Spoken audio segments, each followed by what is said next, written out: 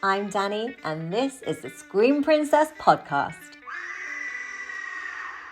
Hello there, everybody. I'm in Southend today for the Horror on Sea Film Festival, and I'm here with festival director Paul Cotgrove and his amazing Horror on Sea Film Festival.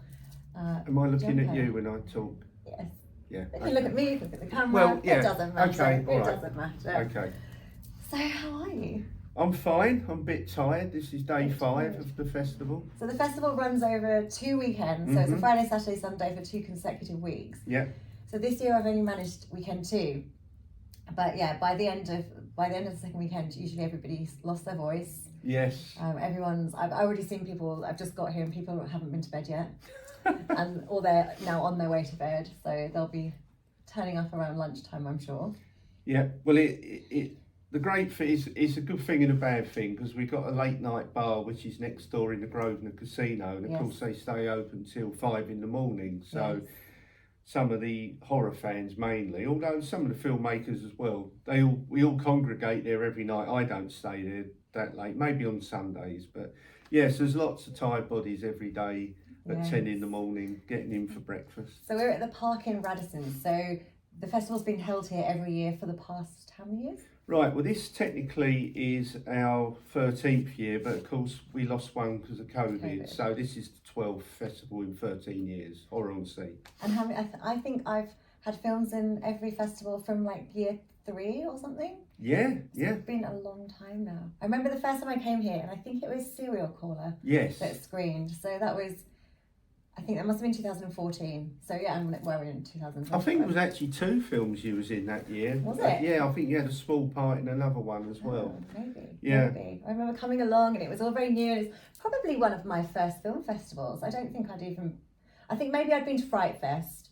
for a couple of screenings, but I hadn't been to film festivals. And what I love about this festival is the same people kind of meet up every year. Now I know I've moved far away now, but it's like meeting up with family members. It's like, you know how at Christmas you meet up with family members that you haven't seen? Yeah. It feels a bit like that because everybody kind of congregates. You see the same faces, and of course there are new faces, like it's not cliquey, everybody's very friendly, but it's just great to like catch up with everybody. And I always find I leave here and I always get film work roles come in from being here, really, from an actor's point of view. It's great for networking.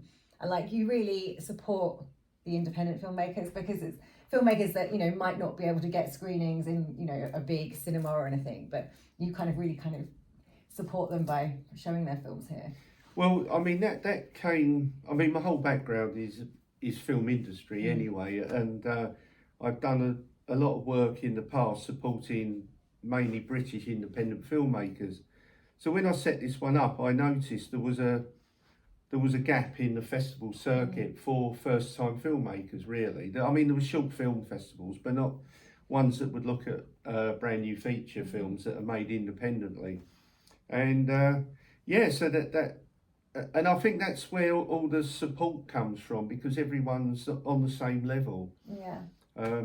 You were saying about you getting lots of work. I was talking to a guy, Jim. He's come over from New York. He had a short film last weekend. He's here for both weekends. Nice. And his film now's been, because there's another person here from an American film festival, they've picked his film up in England, and he's over the moon. I think he's going to Arizona with his film. Amazing. And that'd be the first screening in America, and he's from America. I mean, how cool's that? That's crazy actually how that's happened, rather than he's not, you know, submitted it to them. That's right. I've seen it here. Yeah, it's great.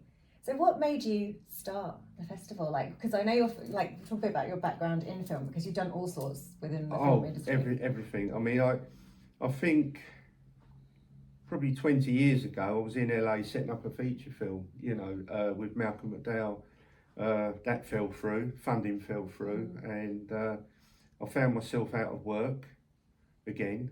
That happens in this industry all the time. And prior to that, I was working in film distribution. Anyway, I had no work, and someone in Southend knew I was available.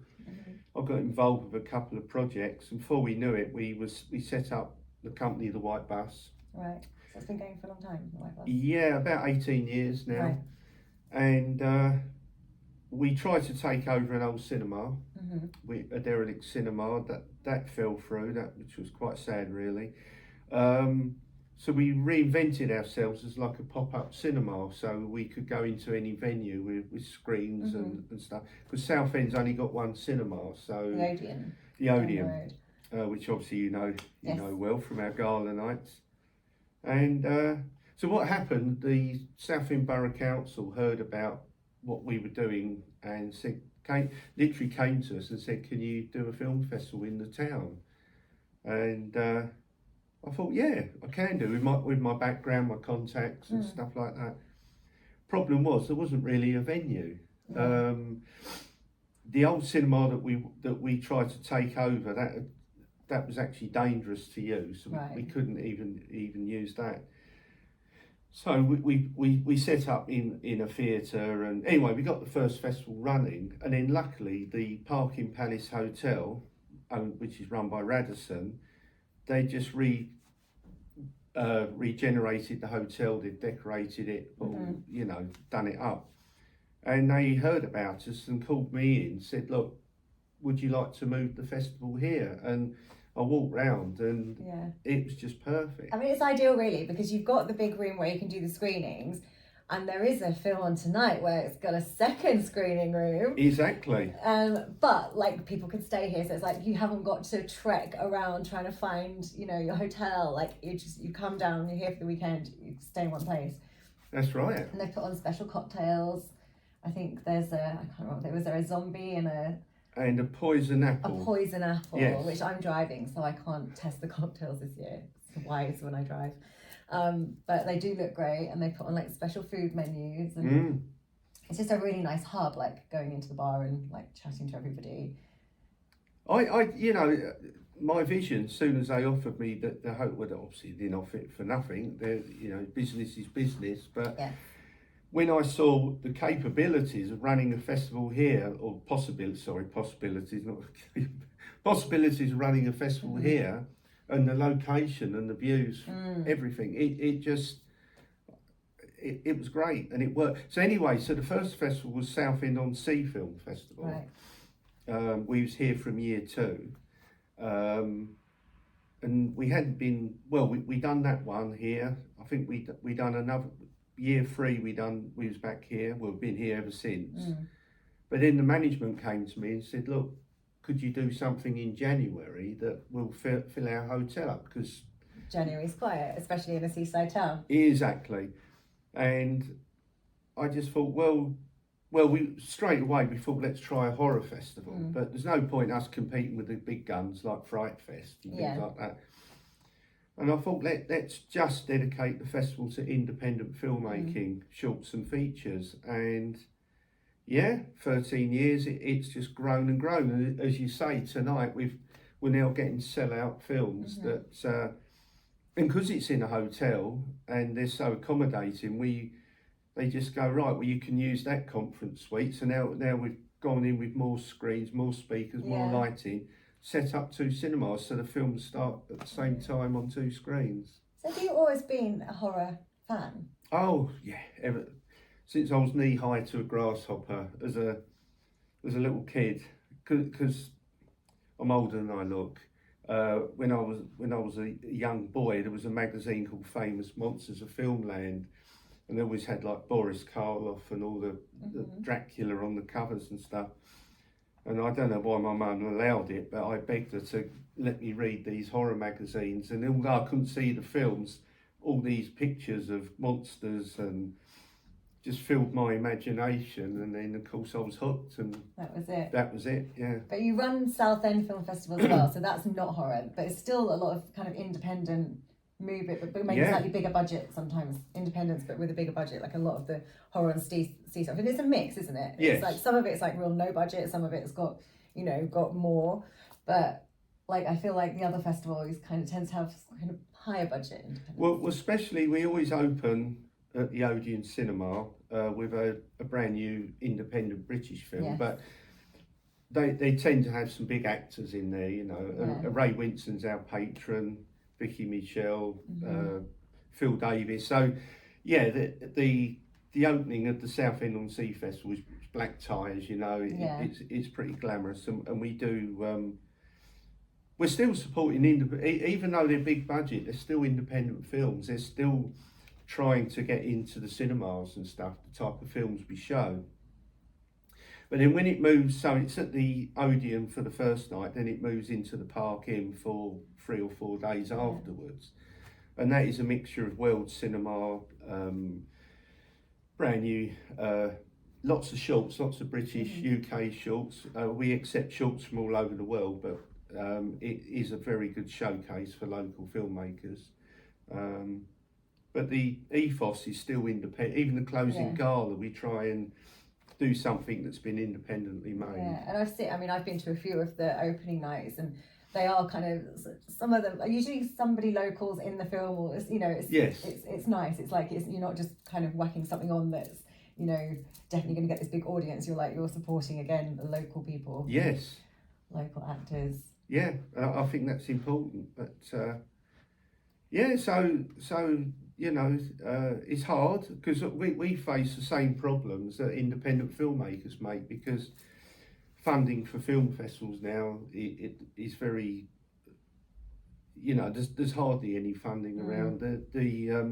I will say this, the BFI can support you, but I won't bow down to their remit now, because it's like you do as they say, and they'll give you some money, but by doing that it takes away the spirit of your film festival. Well, you're limited then to what they're telling you you're allowed to do. Yeah, and there's no messing with them. So basically I told them to take a running jump. There's not a lot of love with me in the BFI, but there's bits of stuff around, but it's hard. So not so much Horror on Sea, but the main festival runs mainly on sponsorship. Yeah. And that's getting, in this current climate, that is so, in fact we have lost all our sponsors for this year. Right. I've got meetings after the horror festival, but so you know, it's always work. It's not like you put on a film festival and you think, you know, it's like maybe a month's work, the film festival's done, but you're literally working all of the time to get the next one running. Oh yeah. To make it possible. I've even got films just come in to consider for 2026 for Horror on Sea. People now, they've left me alone, but features are coming in for us to look at for Southend on Sea. And who watches them, or do you have to watch everything? No, I watch mainly watch the features. Right. Not some of them, not all the way through, because if I think they're not right for the festival, there's no point too much time. wasting my life watching something I don't want to use in the festival. I've got a short film team, so most of the shorts get looked at by them. They're people that I trust.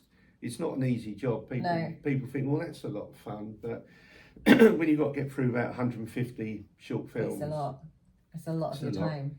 And I think to a degree they do watch them all the way through the shorts. Yeah. But that helps me, because what they do, they send me a wonderful sheet on the computer, and they put 10 out of 10 at the top, and then they sort of go down.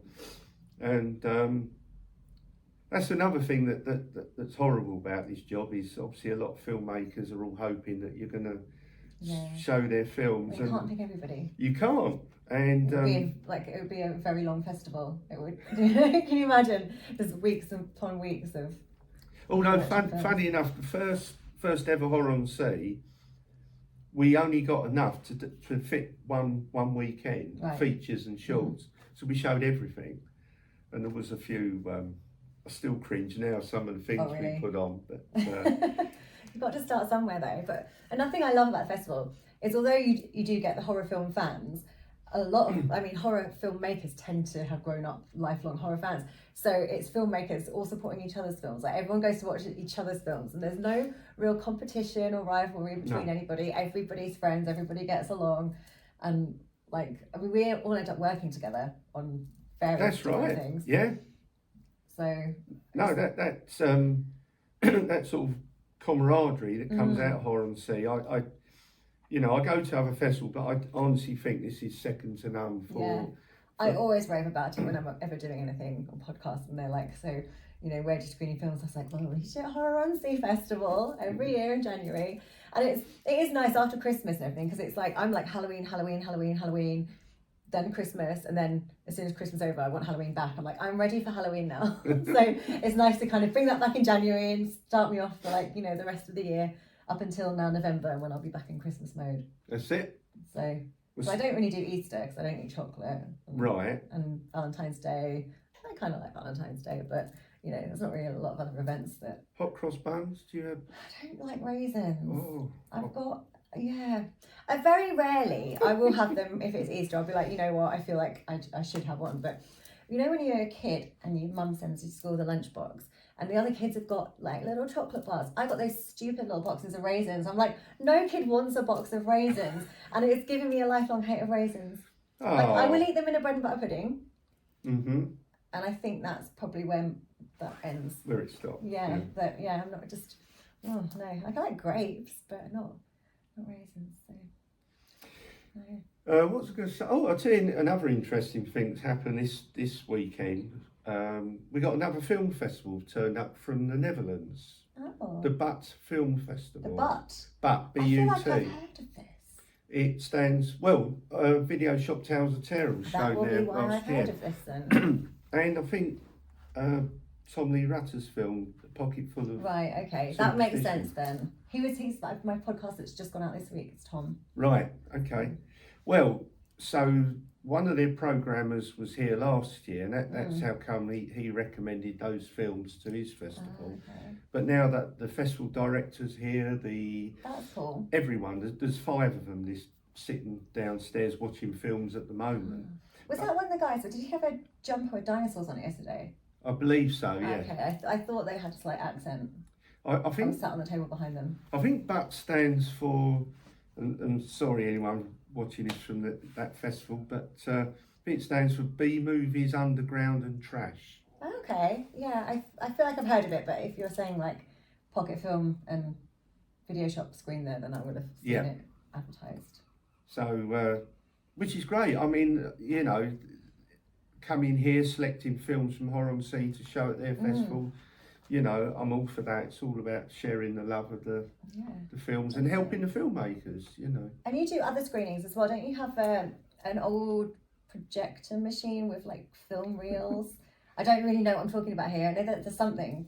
Do you screen? Right, so I've got an archive of over 5,000 film reels. Right. That's 35mm, 16, Super 8, Standard 8. And I've got a little cinema, it's in an art gallery. Right. Called the Old Waterworks. But we've got a proper dedicated projection room with 35mm cinema projectors in there so we can show all our films. So that every Wednesday we get the reels out and we call it archive night, and it's people come along, they just pay a donation. I mean, it's not horror, it's everything but it's old Ealing comedies and that type of thing, but they're all shown on film, so you get the scratches and now and again the projector breaks down or the film snaps, but it's really good fun, and we got a dedicated crowd of people that come every week. They love it. But we do specialist things. We actually run like a mini Horror on Sea once a month with Phil Morrison and Hayden Watkins. They program. They do the double bills. They do the double bill for me every month. We call it Cult Night at the White Bus, and and that's good fun. And loads. Well, everyone who comes, they're at Horror on Sea as well. So I like how they pair them actually, because they'll kind of have a theme. So they'll do the double bills. But I remember they had like a I don't know, I didn't go to it, but it was like a 80s gym type one, but paired with something else similar. So it's like, if you're, if that's your kind of thing, like, you're gonna love both of the movies. And they do like their female nudity. I have to say they are that. Boys. Do you know, this is the thing though with horror, and I know like now people are different, like, why do girls have to be naked? It just kind of works.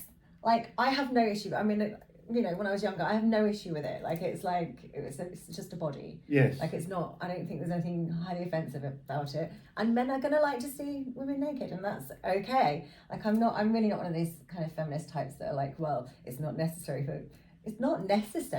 but it's just, people like it. It's not like you don't have to have it, but why not? I think it heightens, like, with especially low budget horror, you know, that they try every trick in there to make it like gory or this sort of thing. Adding in female nudity it's just like another trigger that draws you in, and you think, well, it's kind of part of the recipe that's been done for a really long time. Yes. You know, and it doesn't have to be, you don't have to be naked. It can be like something sheer or, you know, just showing the female figure. But it does kind of work. It's the same kind of audience, like that kind of thing. And it's with the horror magazines that have like the artworks. Like I know I've got a book, like is it Emilio somebody? I don't know, it's an Italian name, but it's sex and horror. And it's all these like kind of half naked women, but with horror characters.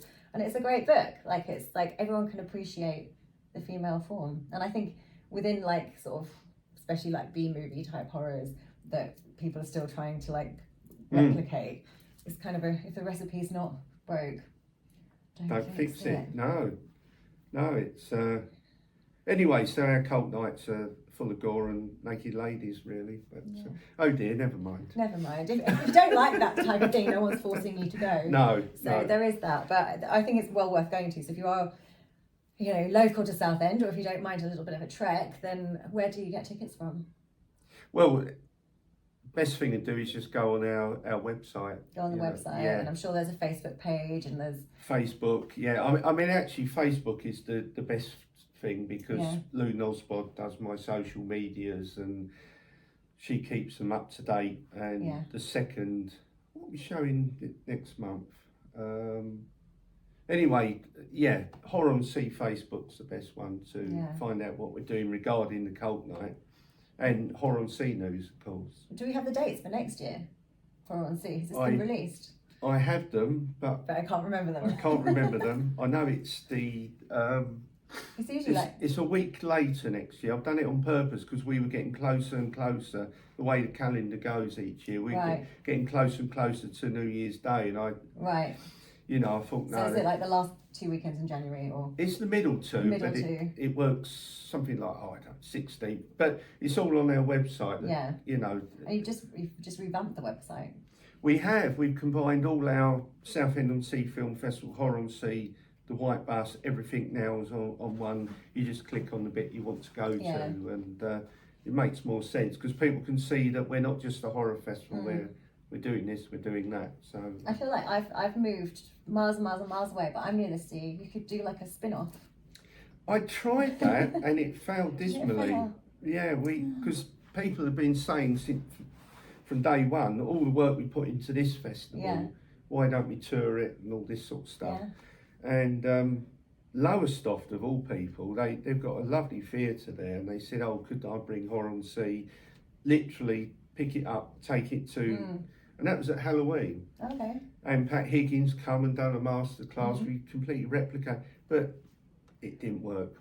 I'm from Norwich originally, so Lowestoft's like Suffolk, and I'm Norfolk, and we've got that rivalry. So that's a bit naughty, isn't it? Really. Naughty. No, I'm in the northeast. I'm like near Newcastle, so I'm miles and miles away. But but Lowestoft again, it should have worked because there's students down there, there's universities. The advertising, bless them, as you came, is it the A12? What's the... M11? No. Anyway, the main sort of motorway from Ipswich to Lowestoft, on one side of the road, there was this great big billboard, Horror on Sea, you know, and the dates and they really tried hard, but we got people there, but it was a struggle. It was a struggle, and we just gave up after that. Yeah, it was a bit of a shame. And I actually just doing it once a year. It's enough. It makes it unique as well. You know, you know, we're in a hotel. You know, we've got people we got at least 4 Americans here. This Horror on Sea, so. You know, they can stay under one roof, and the festival's all here, and. It's just, I always think it's a shame that the fun fair's not open, because it would be super fun to, like, you know, look break from the festival, go on the fun fair, but obviously it closes for the summer. But I think you can see it, like you might be able to see it a little bit behind us if I move actually. Slightly see the view. It's a bit foggy today. Yes. I've been here for other years where it's been, although cold because it's January, like beautiful, beautiful sunshine. But this week, I feel like the fog kind of lends itself though to the horror. Oh, like it's the right completely. atmosphere. It's a pea soup weather. You should have seen it last weekend with the frost. The place was white with frost, and I might have struggled to drive down last weekend because of the roads. Yeah. It might have been too icy. but there's also freezing fog coming in as well, so it really couldn't even see the pier. Really? Bearing in mind the pier's a mile and a third, longest leisure pier in the world. Didn't even know it was a pier. It was just covered in this freezing fog. It was great. And of course, people are filming it for their film. Of course. Yeah.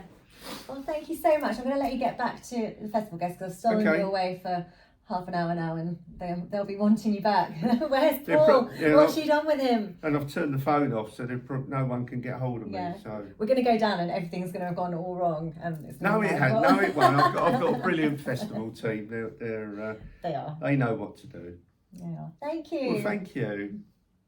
Welcome back to the Screen Princess podcast. Hello there, welcome back to the second part of the Horror on Sea podcast. So I'm now here with my wonderful friend Singh Lall, and Lal has been coming to the festival for years and years and years. I think 2016 was my 2016 was your first one. Actually, maybe I came before you then. Yeah, I think you probably did. Yeah. Oh, I didn't realise that. But not only is Lal a festival goer, he is now actually a producer, and created a Videoshop installation, which I am going to slot in some footage you of. Get to see that, I've done a little bit of filming already actually, and I'm going to do a little bit more later. There's people out there at the moment doing like VR headset stuff, so I might get some of that in. So it's all sorts going on here. So yeah, this is the place to be. It is the place to be. Like if you like horror, I was saying literally to Paul in the first half of this episode that like Christmas comes out of the way and then I'm in Halloween mode again. I want Halloween back like for the rest of the year. I think horror fans just look forward. Christmas is a bit of a annoyance in a way. Let's get it over. I mean, I like Christmas and I get horror presents. Yeah, of course. So there's that, but I always normally January's quite depressing, but because Christmas is over. And it's a long way till Halloween, so it's perfect. Horror on Sea is perfect. So 2016 was your first year. Can you remember the first film you saw here? I can't remember, if I'm honest, because I remember there was quite a few like indie films, and I remember the first weekend we watched Killer Rack, which was great fun. Is that who's is that? Is that Debbie Rochon? Yes. Yeah, I haven't seen it. Yeah, it was good fun, so I enjoyed that. There were loads of films. Loads of films. Yeah. I love like the whole B movie style of horror on Sea. Like it's all independent film. A lot of it is low budget. But Paul champions the indie horror. He really does. I know. Was it on the BBC? He was like quoted as saying the Cannes of indie horror. So it is. Yeah, and it stuck the name. I prefer Horror on Sea to Cannes. Yeah. To be honest, I mean the atmosphere is second to none. Anyone who comes, I'll be honest, will have a whale of a time. When I go to Cannes, I can like dip my feet in the sea, and I definitely won't do that here in December or in January. No. But Cannes maybe slightly warmer, but I feel like this has got a better vibe. Yeah, I think a harder question, Danny. How many films have you had? What over the years? Do you know this year I'm only in two and a short. Yeah. So I go 2.5 because it's a short. Yeah. 2 features and a short. And you've directed a segment as well. I did, and I didn't come to that premiere last weekend. Yeah. So last weekend was Horoscope's 3 premiere, which I did direct a piece of. That went down very well. So did it? So I'm sure everyone. I'm going to catch it at Romford Film Festival though, so I will still see it. I'm coming back south, but it's a long way for me to come for 2 weekends. Like if I have to drive all the way home, it's like that's like 5 hours each way. So I either have to come down and stay for the 2 weekends and try and book work or do something in the middle. But this year is like 1 weekend. So I'm here tonight for the Videoshop Tales of Terror 2 Lust and Revenge premiere. And I'm super excited about that. So we've actually got 2 screens. So this room that we're currently sat in, this is like a second auditorium where Pat Higgins will have his masterclass. He always teaches something to do with filmmaking. But we're actually also using this as a second screening room. Screaming room. Yeah. That's what we should call them, screaming rooms, because the film has completely sold out. Yeah. I mean, I'll give you some context. The Video Dungeon was created at Horror on Sea. It's an art installation. And from there, Videoshop Tales of Terror, the first film, came about, and that's the first and only film prior to today to sell out a screening. Yeah. So it was a packed screening a couple of years ago, and this was the overflow room. Yeah. And now. Well, I came and hosted in here. I came and introduced the movie in this one, while Paul introduced in the other room. I think this year the second room's also in danger of selling out. I think they've got a handful of tickets at the front. I had to snatch a ticket last minute for my friend to be able to watch it today. Yeah, I've got loads of messages today. Please, can I have tickets? And I said, please try and come down because they're in demand. They are in demand, but it's very exciting. So, the Videoshop installation was your idea, and it started off with you've got a lot of old videos because who has videos? But you had. Old videos, like old video titles, lots of kind of culty type stuff, lots of kind of X-rated stuff too. I definitely think Muffy the Vampire Slayer is there. Yeah, it's one of my favourites. I spoke to Paul in one of the early years here. Yeah. And I noticed that obviously people love the festival. When it comes to photos and the opportunities for selfies and take a photo, there was nothing there. Yeah. And I suggested, look, can I do a little mini video shop? Yeah, it started small and now it's like a whole bar. And it's grown every year, and I think the directors have bought into it because they send in sleeves of their own VHS covers. That's how I've got to know a lot of directors, because they've always emailed me. And then they're the ones who suggested, let's make a film together. Hence Videoshop. Yeah, so the first one, all an anthology. The first one, did it have 5 segments? Six segments. So 6 segments. There's a wraparound. Yeah. So there was a wraparound, and also I ended up doing some horror hosting. So it's got all kinds of elements in, and it's very 80s in style. I mean, all I can say is that a lot of people see Danny as a screen queen. That's a fair comment, but you're also a very versatile actress. I was telling people, and the roles you had in Videoshop 1 were very varied. Yeah, so I was in like, was it 5 of the 6 segments or 4 of the 5 segments or something? Like I was in nearly, there's only one that I wasn't in, and then I'd done all this other kind of stuff. So I did actually find that really interesting, and not bad challenging, but it was like a challenge because you're like stepping into all these different things. And sometimes we were filming like various things on the same day, and it's like, right, I have to be that character now, I have to be this one, and kind of mixing, matching. Whereas this one, I'm not in it, I'm not in all the segments, I'm in one segment and I'm in the wraparounds and stuff. So, which means I'm actually kind of more excited to see this one because I don't know what the stories are. Like, whereas the other one, I knew I was there, so I knew what they were. This one, lots of trailers, lots of fun. I mean, as to quote Alex, he calls it funny shit that he does. But I think the horror crowd likes this kind of stuff. Yeah. And the nostalgia's there. Well, letting you into a little secret, Alex only finished the film 48 hours ago. So he was, he'd submitted to the festival, and it's on a lot of trust from Paul, really, because if you submit it and he accepts you, you need to deliver the film. And so I think it was 48 hours. I'd already travelled down south. I was in a restaurant and I was like flicking through my phone, and it was like, this is it's finished drink. And I'm like... Alex is obviously a perfectionist, so I think this was the 3rd or 4th version which was finished. Right. But literally he'd taken the week off, so he knew he had to get it done this week. Yeah. And so bless him, he's put so much work in. Yeah. And I hope everyone appreciates what he's done. I think they're going to. I'm really excited about it. So we've got the installation where the people so they send in their like video sleeves, so it's if they get their own box. So everybody who screens can Video do dungeon. that. It's the Video dungeon. What would I call it? The video shop. No, it is the video shop still, but it's the video dungeon. Video dungeon. So I like everyone's branded. Paul had his horror on sea jumper on. You've got your video dungeon. I'm just wearing a dress. So I was like, I came like this. Yeah. But there's also like posters. So if anyone here has a film, they can put their posters or postcards or like stickers, like their merch goes on the table. There's like giant posters. People love the video dungeon. Yeah. I mean, because if you're a horror fan or even a film fan, you'll be nostalgic for that era, and you come back and you just picking up covers and and there's the phone. Yeah. There's like the old like Bakelite phone in there. And what's this? You've got a new board, which is It's the Video Dungeon rental chart. It's a rental chart. Very old school, because you get the letters, you have to stick them all. Did it take you ages? It did, but labour of love. I enjoyed it, so it was good fun. So there's that. There's neon lights. Every time you come, there's something more, because there's the big Video Dungeon like light, and then there's every year you're like, oh, these are gravestones. This year, so last weekend, the first weekend, which I wasn't here for, Lal sends me a picture of Paul holding a gravestone with my name on it, and I was like, it is not every day someone sends you a picture of your grave. Obviously linked to the video shop, there was Is it in the film, the grave? Mary Whitehouse is killed off, and obviously Danny T's, I think part of the intro, there's the little graves but Right, not named, okay. but we thought obviously it's appropriate. Yeah, I mean, I don't know how many times I've died in this film. No, it's just, Like within there'll be more, I'm within sure. the first one and the second one, I've died.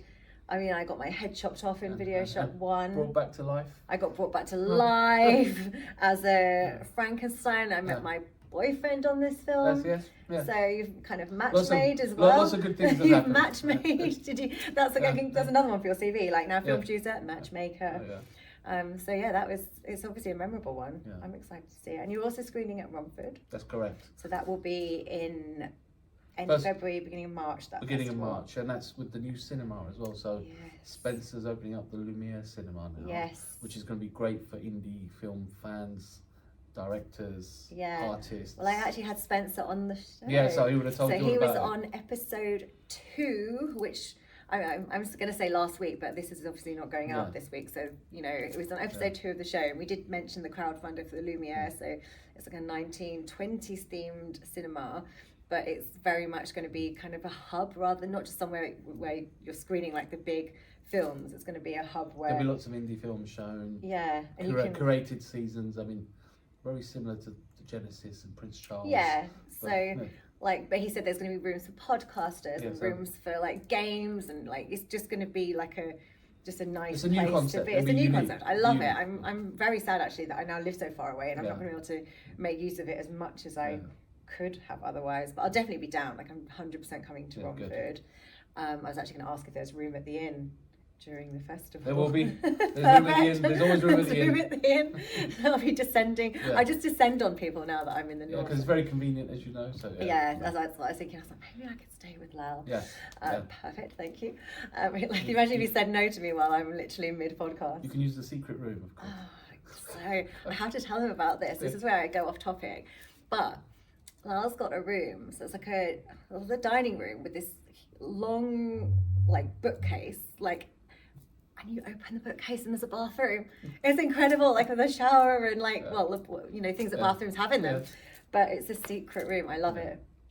It's secret Bond villain. I've always wanted to be a Bond villain. It's incredible. But and the book collection as well is incredible because obviously you've got children, so you've got like kids' books mixed in with like your kind of film books and like all sorts. It's like whatever you want to read. I'm pretty sure we'll get someone, Danny, to podcast in front of the bookshelf. I could do that, because there'll be guests at Romford. I'll arrange that for you. That's true. Yeah. So who can I bring to the bookshelf? There'll be plenty of people in Romford. There maybe be some authors because obviously I'm not just doing film. It's like anything that's within horror. So maybe Lauren actually because she's got her books out. So maybe I'll arrange that. Lauren Jane Barnett. So I'm just saying Lauren, like you all know who she is, but she's already agreed to be on a future podcast. So also one of the writers for Videoshop, and she plays the fluffer in Videoshop. That's all I'm going to say. So I kid you not. One of the writers of Studio 69. Oh, okay. Oh, right. So Lauren wrote. Okay. Yeah, I know. She wrote the script. Yeah. She's actually written another script. She wrote me something. Yeah. She came up with an idea for after I released a Christmas single with my friend. She's like, got an idea for a Christmas film. I'm like, great, write it, send it. Brilliant. Let's make it. Is that Christmas horror or Christmas? I don't think it's horror. Oh, but just Christmas. Yeah, it's just Christmas. Like. Because Alex is obsessed with Christmas horror. Is he? Yeah. Well, I've done a couple of Christmas horrors. I know he's. And I got strangled by Santa in both of them. Yeah. Eventually, so Alex will do a Christmas horror. I know. That's a niche death. I feel like. I'm not going to give too much away, but he's got Christmas horror plans. That's fun. I like that. I like a Christmas horror. Yeah. I love Black Christmas, but I actually had seen the remake, the 2000s one before I'd seen the original because this is what with a lot of films that were like 80s or 70s whatever I won't have seen them. I'll have seen the remakes before I've seen the original. Alex likes Krampus. So it's going to be I don't think I've seen that one. Yeah. There's so many though. Yeah.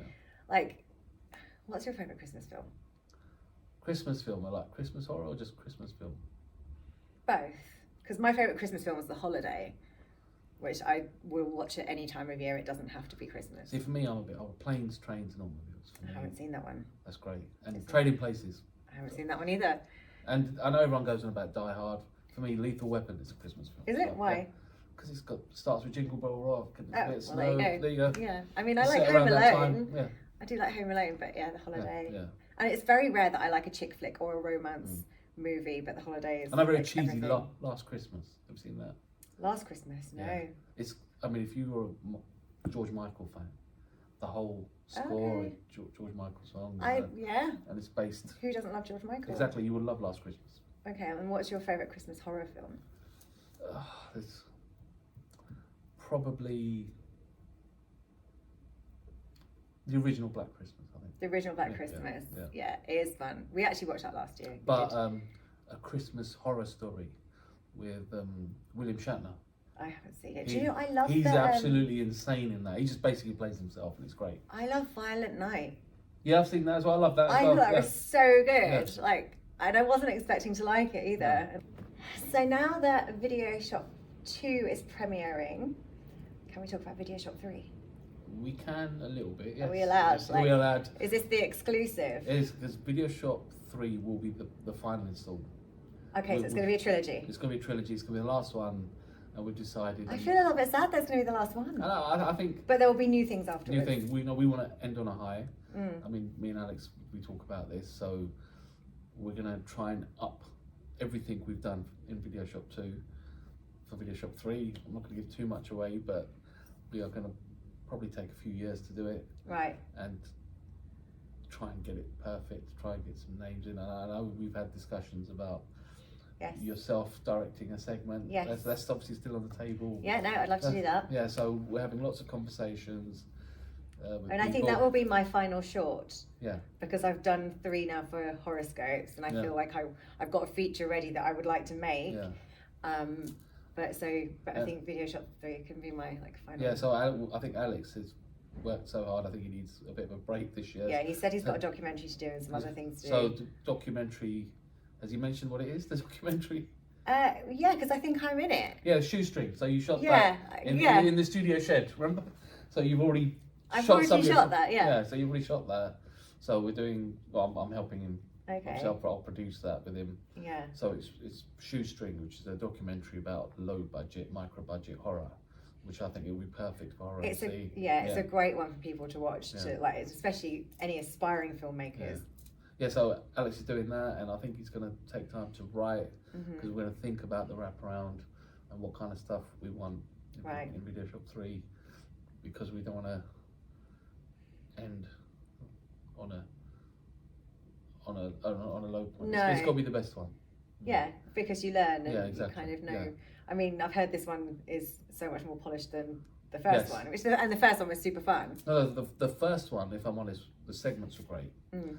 The wraparound was fairly solid, but Alex was, and he knows what he's doing. He wasn't fully happy with the wraparound. I mean, no one complained. I found it really enjoyable. Yeah. But I think he's taken the wraparound to another level. Well, we reshot this one, Yes. or some of it. No, we reshot some of it because we swapped a few segments out and Yeah. stuff. And the stuff we reshot with yourself is so much better. Yeah.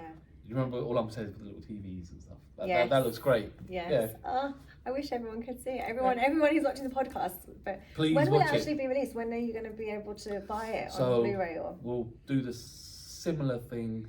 There'll be a pre-order, probably around Romford or just after Romford, Right. for the Blu-ray, because we'll do the festival run, Yeah. and then we'll end up. I'm hoping you can get it somewhere in the north so that I can No, come we to will, another screening. because it was at Dead Northern last time. Yes. So Well, I've never been to that festival. that's a great festival. So I'm hoping they like it as well. Yeah. And then obviously we'll have overseas Well, festivals. that one's in York. I love Yeah. York. And then it'll be streaming. Like obviously the first Videoshop still on Amazon and Tubi. It's on Amazon. Yeah, it's on Amazon. I did not know this. It's on Amazon Prime and Tubi. Oh, okay. Yeah, so So you can see the first one now, even if you can't Yeah. make it to the festivals, and Yeah. keep an eye out for future Yeah. festivals and keep an eye out for Danny's involvement, because yes.